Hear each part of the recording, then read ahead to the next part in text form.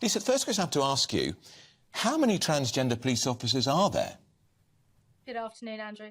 I don't know is the honest answer. I know we have at least one in Surrey, but actually this isn't about transgender officers. My problem isn't with transgender officers searching specifically. My issue is with self-identification and the idea that any officer can choose to self-ID and that day be allowed to intimately search somebody of the opposite sex. They may be of the same gender that the officer is identifying with, but they may be of the opposite sex. So just to be absolutely clear, transgender officers, largely speaking, the same as other officers, want to get on with their jobs, want to be excellent police officers, are excellent police officers. But when we have examples like people like Wayne Couzens, who we know will abuse their position in order to be able to attack women, what is stopping somebody under these current guidelines abusing the guideline and their position in order to intimately search a woman, somebody of the opposite sex, for reasons that I think none of us would be comfortable with, including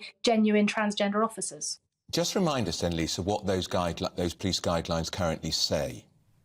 Yeah, that's right. So the current guidelines say that if somebody identifies as a different gender from the sex that they were born into, so if you, Andrew, were a police officer and you decided to identify as a woman tomorrow morning and you were a police officer and you said, "Call me Andrea," then from that moment, your colleagues and policing should treat you as a woman and therefore allow you to intimately search a woman, a female who has been brought into custody, who of course hasn't been tried or convicted of anything, and may herself be vulnerable.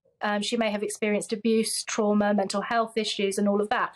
And what concerns me about it is we're putting the feelings of potentially this man, this male, against the rights of a woman to have another woman search her.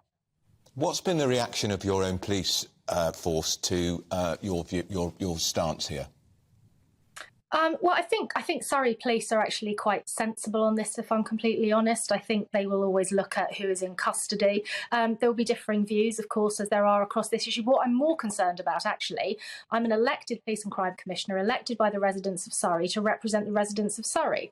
And they're the people who I hold the police to account on behalf of. So my job isn't to agree with what the police do, or for them even to agree with what I think. It's to hold them to account, to make sure they are delivering the absolute best services for residents of Surrey. And what the residents of Surrey largely, by some margin, largely tell me is that they are not comfortable with men in particular being able to self-ID into women's spaces. What about the issue of trans prisoners? This is an issue, isn't it, where a male prisoner may identify as a woman and then expect to go to a women's-only prison. Yeah, and you know, it won't come as a massive surprise to you to learn that I and many others have an issue with that.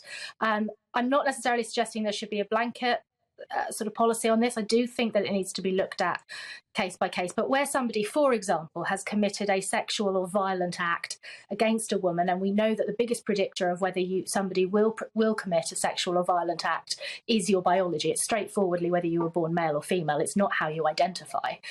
Where somebody has done that clearly as a man, and rape in this country, you know, in order to reach the legal definition of rape, it has to be penetration with a penis, so you have to be male.